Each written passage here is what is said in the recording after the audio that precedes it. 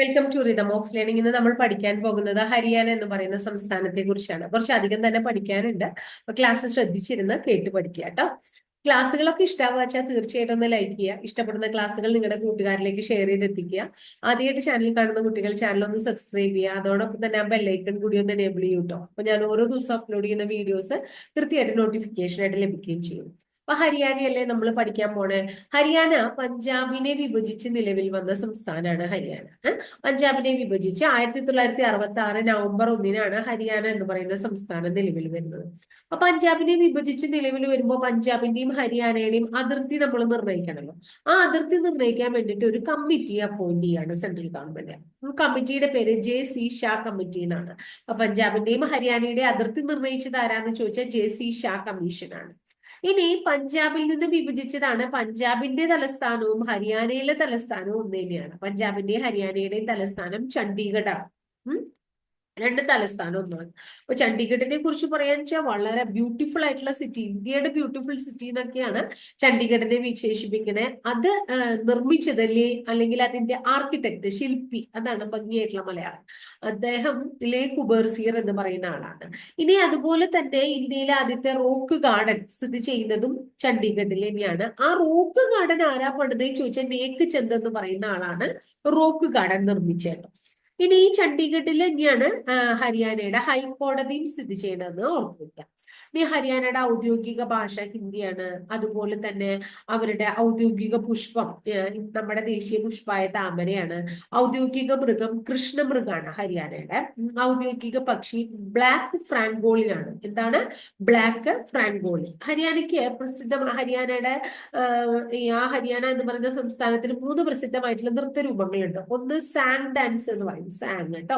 San, അടുത്ത് ഗോരിയ, അടുത്ത് ദമാല്. San, ഗോരിയ, ദമാല് ഇതൊക്കെ തന്നെ ഹരിയാനയിലെ നൃത്തരൂപങ്ങളാണ് എന്ന് നമ്മൾ മറക്കാതെ ഓർത്തു വെക്കണം. ഇനി ഹരിയാനയിൽ വളരെ പ്രധാനപ്പെട്ട ഒരു ആഘോഷം നടക്കുന്നുണ്ട്. അത് ഏഷ്യയിലെ തന്നെ ഏറ്റവും വലിയ ഒരു ആഘോഷമാണ്. ആഘോഷം എന്നല്ല, നമുക്കൊരു മേള എന്ന് വിശേഷിപ്പിക്കാം. കരകൗശല മേളയാണ് നടക്കുന്നത്. സൂരജ് കുണ്ട് എന്ന് പറയുന്ന സ്ഥലത്താണ്. അപ്പൊ സൂരജ് കുണ്ട് കരകൗശല മേള എവിടെയാ നടക്കണേ? ഹരിയാനയിലാണ് നടക്കണേന്ന് ഓർത്ത് വെക്കുക കേട്ടോ. ഇനി ഹരിയാനയെ കുറിച്ച് നമുക്ക് പൊതുവായിട്ടുള്ള കുറച്ച് കാര്യങ്ങൾ പഠിക്കണം. അതായത് നമ്മള് വോട്ടേഴ്സ് ഉണ്ടല്ലോ, വോട്ട് ചെയ്യാൻ പോകുന്ന ആൾക്കാർ, പ്രായപൂർത്തിയായി 18 വയസ്സായിട്ടുള്ള ആൾക്കാർക്ക് വോട്ട് ചെയ്യാവുന്നതാണ് അല്ലെ. വോട്ടിംഗ് പ്രായം 18 വയസ്സാണ്. ഈ വോട്ട് ചെയ്യാൻ പോകുന്ന എല്ലാവർക്കും തിരിച്ചറിയൽ കാർഡ് ആദ്യമായിട്ട് കൊണ്ടുവന്ന സംസ്ഥാനം ഹരിയാനയാണ്. ഇനി അത് മാത്രമല്ല, വോട്ടർ പട്ടിക വേണമല്ലോ, ആരൊക്കെയാണ് വോട്ട് ചെയ്യണേന്നുള്ളതിനുള്ളത്. ആ വോട്ടർ പട്ടിക കമ്പ്യൂട്ടർവൽക്കരിച്ച ആദ്യത്തെ സ്റ്റേറ്റും ഏത് തന്നെയാണ്? ഹരിയാനയാണ്. അപ്പൊ വോട്ടർമാർക്ക് ID കാർഡ് കൊടുത്തു, വോട്ടർ പട്ടിക കമ്പ്യൂട്ടർവൽക്കരിച്ചു. രണ്ടും എവിടെയാണ് നടന്നേ? ഹരിയാനയിലാണ് നടന്നതെന്ന് നോക്കുക. അതുപോലെ തന്നെ എല്ലാ ഗ്രാമങ്ങളെയും വൈദ്യുതീകരിച്ച ആദ്യ പട്ടണം ഏതാ? വൈദ്യുതീകരിച്ച ആദ്യ ഇന്ത്യൻ സംസ്ഥാനം ഏതാന്ന് ചോദിച്ചാൽ ഹരിയാനയാണ്. ഈ ഗ്രാമങ്ങളുടെ കാര്യം പറയുമ്പോൾ അതും അടുത്തതും വളരെ ഇമ്പോർട്ടന്റ് ആയിട്ടുള്ള പോയിന്റ് ആണ്. ഗ്രാമത്തിലാണ് ഏറ്റവും കൂടുതൽ സമ്പന്നരുള്ളത്.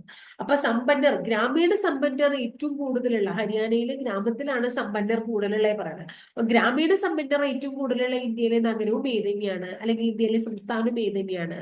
ഹരിയാന തന്നെയാണ് കേട്ടോ. ഇന്ത്യയിൽ ആദ്യമായിട്ട് ലിഫ്റ്റ് ഇറിഗേഷൻ പദ്ധതി ഹരിയാനയിൽ നടപ്പിലാക്കി. ഇന്ത്യയിൽ ആദ്യമായി വിളകൾക്ക് ഇൻഷുറൻസ് നടപ്പിലാക്കി. പരീക്ഷയ്ക്ക് ചോദിച്ചിട്ടുണ്ട്. ഇന്ത്യയിൽ ആദ്യമായിട്ട് വാറ്റ് നടപ്പിലാക്കി. ഇതൊക്കെ പരീക്ഷയ്ക്ക് ചോദിച്ചിട്ടുള്ള ചോദ്യങ്ങളാണ്. അപ്പൊ വാറ്റ് ചോദിച്ചിട്ടുണ്ട്, ലിഫ്റ്റ് ഇറിഗേഷൻ ചോദിച്ചിട്ടുണ്ട് കേട്ടോ. അതൊക്കെ പ്രധാനം. അതുപോലെ തന്നെ ഒരു പുതിയ കാര്യം, വീട്ടിൽ ശൗചാലയം ഇല്ലെങ്കിൽ പഞ്ചായത്ത് ഇലക്ഷൻ ഒന്നും മത്സരിക്കാൻ പറ്റില്ല എന്ന നിയമം കൊണ്ടുവന്നിട്ടുള്ള ആദ്യത്തെ സംസ്ഥാനവും തന്നെയാണ് ഹരിയാന തന്നെയാണ്. അത് പിന്നെ പരീക്ഷയ്ക്ക് ചോദിച്ചിട്ടുള്ള വേറൊരു ചോദ്യം നിങ്ങൾക്ക് അറിയുണ്ടാവും. മൊബൈൽ ഫോൺ നമ്മൾ നമ്പർ മാറ്റാണ്ട് പോർട്ട് ചെയ്യാലോ. ആ മൊബൈൽ നമ്പർ പോർട്ടബിലിറ്റി സംവിധാനം ഇന്ത്യയിൽ ആദ്യമായിട്ട് കൊണ്ടുവന്ന സംസ്ഥാനവും ഏത് തന്നെയാണ്? ഹരിയാന തന്നെയാണ്. പിന്നെ നമ്മള് പലപ്പോഴും അംഗവൈകല്യമുള്ള ആൾക്കാരെ വികലാംഗർ എന്ന് വിശേഷിപ്പിക്കാറുണ്ട്. അപ്പൊ ഈ വികലാംഗർ എന്ന പദം വിരോധിച്ച ആദ്യ ഇന്ത്യൻ സംസ്ഥാനം ഏതാണ്? ഹരിയാനയാണ്. കൂടാതെ മൊബൈൽ കോടതി നിലവിൽ വന്ന ആദ്യ ഇന്ത്യൻ സംസ്ഥാനം ഏതെന്ന് ചോദിച്ചിട്ടാണ് ഹരിയാനയാണ്. മൊബൈൽ കോർട്ട് കേട്ടോ. ഇനി നമുക്ക് ഈ റേഷൻ കടകളിലൊക്കെ ഉള്ള പൊതുവിതരണ സംവിധാനം എന്നല്ലേ നമ്മൾ അതിനെ പറയാം. ആ പൊതുവിതരണം നമുക്ക് റേഷൻ കാർഡാണ്. അതിന് സ്മാർട്ട് കാർഡ് കൊണ്ടുവന്ന, ഇപ്പൊ സ്മാർട്ട് കാർഡ് ആയിട്ടുണ്ട്. സ്മാർട്ട് കാർഡ് കൊണ്ടുവന്ന ആദ്യ ഇന്ത്യൻ സംസ്ഥാനം ഏതാണ്? ഹരിയാനയാണ് കേട്ടോ. അപ്പോ പൊതുവിതരണത്തിന് സ്മാർട്ട് കാർഡ് കൊണ്ടുവന്നു. പിന്നെ കുറെ ടൂറിസ്റ്റ് കോംപ്ലക്സുകളും ഒക്കെ ഉണ്ട് ഹരിയാനയിൽ. ഈ ടൂറിസ്റ്റ് കോംപ്ലക്സുകൾക്കൊക്കെ ഹരിയാന കൊടുത്തിരിക്കുന്ന, ഹരിയാന സ്റ്റേറ്റിൽ എന്താ പ്രത്യേകത വെച്ചാൽ അതൊക്കെ പക്ഷികളുടെ പേരാണ്. അപ്പൊ ടൂറിസ്റ്റ് കോംപ്ലക്സുകൾക്ക് മുഴുവൻ പക്ഷികളുടെ പേര് കൊടുത്തിട്ടുള്ള ഇന്ത്യൻ സംസ്ഥാനവും ഹരിയാനയാണ്. അതുപോലെ ധാരാളം എന്താ പറയുന്നത്, സ്വകാര്യ ആശുപത്രികൾ ഇന്ത്യയിൽ പല സ്ഥലത്തും ഉണ്ടെന്നറിയാം, നമ്മുടെ കേരളത്തിലുണ്ട്. പക്ഷേ ഏറ്റവും വലിയ സ്വകാര്യ ആശുപത്രി ഇന്ത്യയിൽ നിലവിൽ വന്ന ഹരിയാനയിലെ ഫരീദാബാദ് എന്ന് പറയുന്ന സ്ഥലത്താണ്.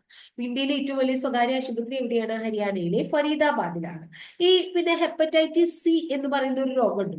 അത് തുള്ളിമരുന്നിലൂടെ ഇല്ലാതാക്കാൻ നടപടിയെടുത്ത ആദ്യ ഇന്ത്യൻ സംസ്ഥാനം ഹരിയാനയാണ്. അപ്പൊ ഹെപ്പറ്റൈറ്റിസ് സി രോഗം തുള്ളിമരുന്ന് കൊടുത്ത് പൂർണ്ണമായും തുടച്ചു മാറ്റിയത് എവിടെയാണ്? ഹരിയാനയിലാണ്.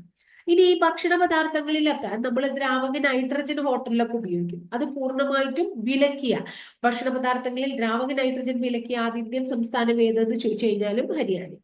പിന്നെ ഇന്ത്യയിൽ ആദ്യമായിട്ട് ഒരു ഹോർട്ടിക്കൾച്ചർ യൂണിവേഴ്സിറ്റി എവിടെ ആരംഭിച്ചു എന്ന് ചോദിച്ചു കഴിഞ്ഞാലും ഹരിയാനയിലാണ് എന്ന് പറയണം. അതുപോലെ ഇന്ത്യയിൽ ആദ്യത്തെ ആയുഷ് യൂണിവേഴ്സിറ്റി, അപ്പോൾ ഹോർട്ടിക്കൾച്ചർ യൂണിവേഴ്സിറ്റി ഇന്ത്യയിൽ ആദ്യത്തെ ഹരിയാനയില്, ആയുഷ് യൂണിവേഴ്സിറ്റി ഇന്ത്യയിൽ ആദ്യത്തെ ഹരിയാനയിൽ, ഇതൊക്കെ ഹരിയാനയിലാണ് കേട്ടോ. ഇനി സമൂഹ മാധ്യമങ്ങളിലൂടെയൊക്കെ എന്തെങ്കിലും പരാതികൾ കിട്ടി കഴിഞ്ഞാൽ അത് പരാതിയായി കണക്കാക്കി അത് പരിഹരിക്കാൻ വേണ്ടി നടപടിയെടുത്ത ആദ്യ ഇന്ത്യയിലെ സംസ്ഥാനം ഹരിയാനയാണ്.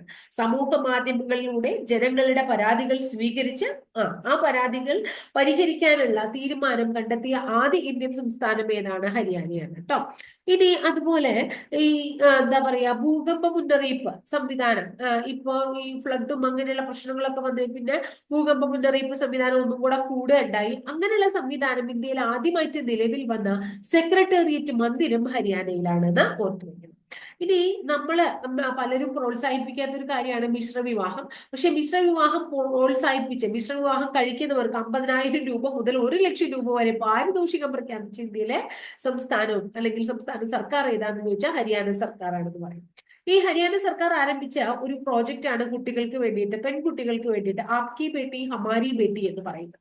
ഈ ആപ്കി ബേട്ടി ഹമാരി ബേട്ടി എന്ന് പറയുന്ന ഈ പദ്ധതി ഉണ്ടല്ലോ, അത് പെൺകുട്ടികളുടെ സുരക്ഷിതത്വം, അവരുടെ വിദ്യാഭ്യാസം, അവരുടെ ആരോഗ്യം, ഈ 3 കാര്യങ്ങൾക്ക് വേണ്ടിയിട്ടാണ് ആപ്കി ബേട്ടി ഹമാരി ബേട്ടി എന്ന് പറയുന്ന ഈ പദ്ധതി ആരാരംഭിച്ചതെന്നാ പറയുന്നത്?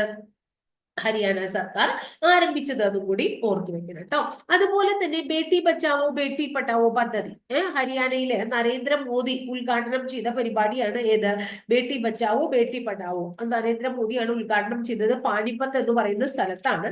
അതിന്റെ ബ്രാൻഡ് അംബാസഡർ ആരാന്ന് ചോദിച്ചു കഴിഞ്ഞിട്ടുണ്ടെങ്കിൽ നമ്മുടെ സാക്ഷി മാലിക് ആണ്. സാക്ഷി മാലിക് എവിടുത്തുകാരിയാണ്? ഹരിയാനക്കാരിയാണ്. സാക്ഷി മാലിക് മാത്രമാണോ? അല്ല. ഷാനോ ദേവി, കപിൽ ദേവ്, കൽപ്പന ചൗള.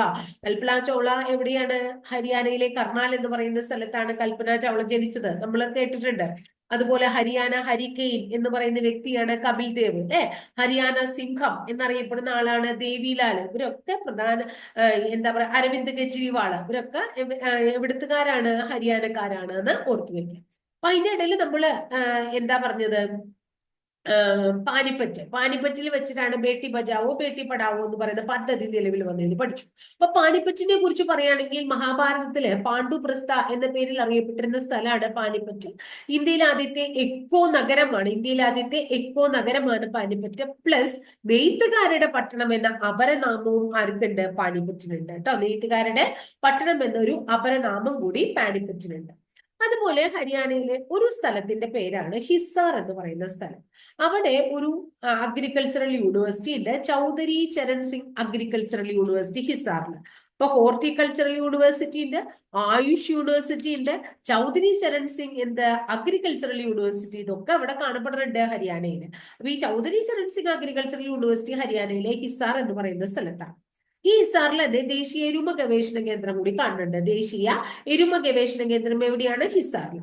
ഏഷ്യയിലെ തന്നെ ഏറ്റവും വലിയ കന്നുകാലി വളർത്തൽ കേന്ദ്രം, അല്ലെങ്കിൽ എന്താ ഇതിനെ പറയാ, ആനിമൽ ഹസ്ബൻഡറി ഫാം, അത് കാണപ്പെടുന്നതും എവിടെയാണ്? ഹരിയാനയിലെ ഹിസാർ എന്ന് പറയുന്ന സ്ഥലം. ഇനി നമ്മൾ കേട്ടിട്ടുള്ള ഒരു സ്ഥലമാണ് സോണിപ്പട്ട് ഹരിയാനയിൽ. എങ്ങനെ നിങ്ങൾ കേട്ടേക്കണേ? സൈക്കിളൊക്കെ ഉണ്ടാക്കണില്ലേ, സൈക്കിളിന്റെ പ്രൊഡക്ഷന് വളരെ ഇമ്പോർട്ടന്റ് ആയിട്ടുള്ള ഒരു സ്ഥലമാണ് ഹരിയാനയിലെ സോണിപ്പട്ട് എന്ന് പറയുന്ന സ്ഥലം. അതുപോലെ തന്നെ ഫരീദാബാദ് ഹരിയാനയിലെ വ്യവസായ നഗരം, ഇൻഡസ്ട്രിയൽ സിറ്റി എന്നും കൂടി അറിയപ്പെടുന്നു. പിന്നെ നമ്മൾ നേരത്തെ പറഞ്ഞില്ലേ, ഹരിയാനയിലെ കർണാലിലാണ് നമ്മുടെ കൽപ്പന ചൗള ജനിച്ചത്. ഈ കർണാലില് 1-2 സ്ഥാപനങ്ങളുണ്ട്, അത് ഓർത്തു വെക്കാം കേട്ടോ. National bureau of animal genetic resource, national bureau of animal genetic resource കർണാലിലാണ്. Directorate of wheat research, directorate of wheat research കർണാലിലാണ്. നാഷണൽ ഡയറി റിസർച്ച് ഇൻസ്റ്റിറ്റ്യൂട്ട് കർണാലിലാണ്, നാഷണൽ ഡയറി റിസർച്ച് ഇൻസ്റ്റിറ്റ്യൂട്ട് കർണാലാണ്. Central soil and salinity research institute, central soil and salinity research institute, ഇതൊക്കെ ഹരിയാനയിലെ കർണാലില്. National dairy research institute, national bureau of animal genetic റിസോഴ്സിന്റെ ആസ്ഥാനം, directorate of wheat റിസർച്ചിന്റെ ആസ്ഥാനം, central soil and salinity research institute, ഇതൊക്കെ കാണപ്പെടുന്നത് എവിടെയാണ്? ഹരിയാനയിലെ കർണാലിലാണ് എന്ന് ഓർത്തു വയ്ക്കാം. അതുപോലെ തന്നെ നമുക്ക് എന്താ പറയുന്നത്, ഭാരതം, ഇന്ത്യക്ക് ഒരു പേരുണ്ട് അല്ലെ, ഭാരതം. ആ ഭാരതം എന്ന് പേര് വരാൻ കാരണം ഇന്ത്യയിൽ ഒരു രാജവംശം ഭരിച്ചിരുന്നു, ഭരത രാജവംശം എന്നാണ് പേര്. ആ ഭരത രാജവംശം പണ്ട് കാലത്ത് ഭരണം നടത്തിയിരുന്നത് എവിടെയാന്ന് ചോദിച്ചിട്ടുണ്ടെങ്കിൽ ഹരിയാനയിലാണ് അത്ര. അത് ഓർമ്മ വെക്കാം. അതുപോലെ തന്നെ ഇന്ത്യൻ ആർമി ഉണ്ടല്ലോ, ആർമിയുടെ വെസ്റ്റേൺ കമാൻഡിന്റെ ഹെഡ്ക്വാർട്ടേഴ്സ്, വെസ്റ്റേൺ കമാൻഡ്, ഇന്ത്യൻ ആർമിയുടെ വെസ്റ്റേൺ കമാൻഡിന്റെ ഹെഡ്ക്വാർട്ടേഴ്സ് ഹരിയാനയിലെ ചണ്ഡി മന്ദിർ എന്ന് പറയുന്ന സ്ഥലത്താണ്. എവിടെയാണ്? ചണ്ഡി മന്ദിർ എന്ന് പറയുന്ന സ്ഥലത്താണ് കേട്ടോ. ഇനി അതുപോലെ ലോകത്തിലെ ഏറ്റവും വലിയ ജംഗിൾ സഫാരി പാർക്ക് ഹരിയാനയിലാണ് നിർമ്മാണം ആരംഭിക്കുന്നത്. ലോകത്തിലെ തന്നെ ഏറ്റവും വലിയ ജംഗിൾ സഫാരി പാർക്കിന്റെ നിർമ്മാണം ആരംഭിക്കുന്ന ഇന്ത്യൻ സംസ്ഥാനമാണ് ഹരിയാന. ഇന്ത്യയിലെ ആദ്യത്തെ റാപ്പിഡ് മെട്രോ, ഇന്ത്യയിലെ ആദ്യത്തെ first rapid metro in India ഹരിയാനയിലെ ഗുർഗാവോണിലാണ് വരുന്നത്. എവിടെയാണ്? ഗുർഗാവോൺ. അപ്പൊ 4ാമത്തെ മെട്രോ സർവീസ് ആണ് ഗുർഗാവോൺ, പക്ഷെ ഇന്ത്യയിലെ ആദ്യത്തെ റാപ്പിഡ് മെട്രോ അവിടെയാണ് വരുന്നത്. അതുപോലെ ആദ്യമായിട്ട് ഇന്റർനാഷണൽ ഗീത ഫെസ്റ്റിവൽ സംഘടിപ്പിച്ചതും ഹരിയാനയിലാണ്. ഫസ്റ്റ് ഇന്റർനാഷണൽ ഗീത ഫെസ്റ്റിവൽ സംഘടിപ്പിച്ചത് എവിടെയാന്ന് ചോദിച്ചിട്ടുണ്ടെങ്കിൽ ഹരിയാനയിലാണ്. ഹരിയാനയിലൂടെയാണ് യമുന, ഘഗ്ഗർ എന്ന് പറയുന്ന നദികളൊക്കെ ഒഴുകുന്നത്. ഇനി ഹരിയാനയിലെ 1-2 വന്യജീവി സങ്കേതങ്ങളെയും നാഷണൽ പാർക്കുകളെയും കുറിച്ചൊന്ന് ഓർത്തു വെക്കണം. അതില് നാഷണൽ പാർക്കുകളെ കുറിച്ച് പറയുമ്പോൾ സുൽത്താൻപൂർ നാഷണൽ പാർക്ക് മാത്രമല്ല, ഒരു പക്ഷി സങ്കേതം കൂടിയാണ്. സുൽത്താൻപൂർ ബേർഡ് സെഞ്ചുറി എന്നാണ് എനിക്കും നിങ്ങൾ കൂടുതൽ കേട്ടിട്ടുണ്ടാവുക. സുൽത്താൻപൂർ ബേർഡ് സെഞ്ചുറി അല്ലെങ്കിൽ സുൽത്താൻപൂർ എന്താ പറയുന്നത് national park, Kaleshwar national park ഒക്കെ ഹരിയാനയിലാണ്. അതുപോലെ Nahar wildlife sanctuary, Chilchila wildlife sanctuary, Pir Baran wildlife sanctuary, Pir Shikarh wildlife sanctuary, Saraswati wildlife sanctuary. ഒന്നുകൂടെ പറയാം: Nahar wildlife sanctuary, Bir Baran wildlife sanctuary, Bir Shikarh wildlife sanctuary, Chilchila wildlife sanctuary, അതുപോലെ Saraswati wildlife sanctuary ഒക്കെ കാണപ്പെടുന്നത് ഹരിയാനയിലാണ്. ഇനി കുറച്ച് സ്ഥാപനങ്ങളുണ്ട് പ്രധാനപ്പെട്ട. ആ സ്ഥാപനങ്ങളുടെ ഹെഡ്ക്വാർട്ടേഴ്സും ഹരിയാനയിലെ പല പല സ്ഥലങ്ങളിലായിട്ടുണ്ട്. അതുകൂടെ ഒന്ന് ഓർത്തു വയ്ക്കാം. ഇനി ഒന്ന് national power training institute, national power training institute Faridabad, national power training institute Faridabad. ഇനി അടുത്തത് ഇന്ത്യൻ നാഷണൽ ഡിഫൻസ് യൂണിവേഴ്സിറ്റി. ഇന്ത്യയുടെ നാഷണൽ ഡിഫൻസ് യൂണിവേഴ്സിറ്റിക്ക് പകരം നിങ്ങൾ കേട്ടിട്ടുള്ളത് ഇങ്ങനെയായിരിക്കും: ദേശീയ പ്രതിരോധ സർവകലാശാല.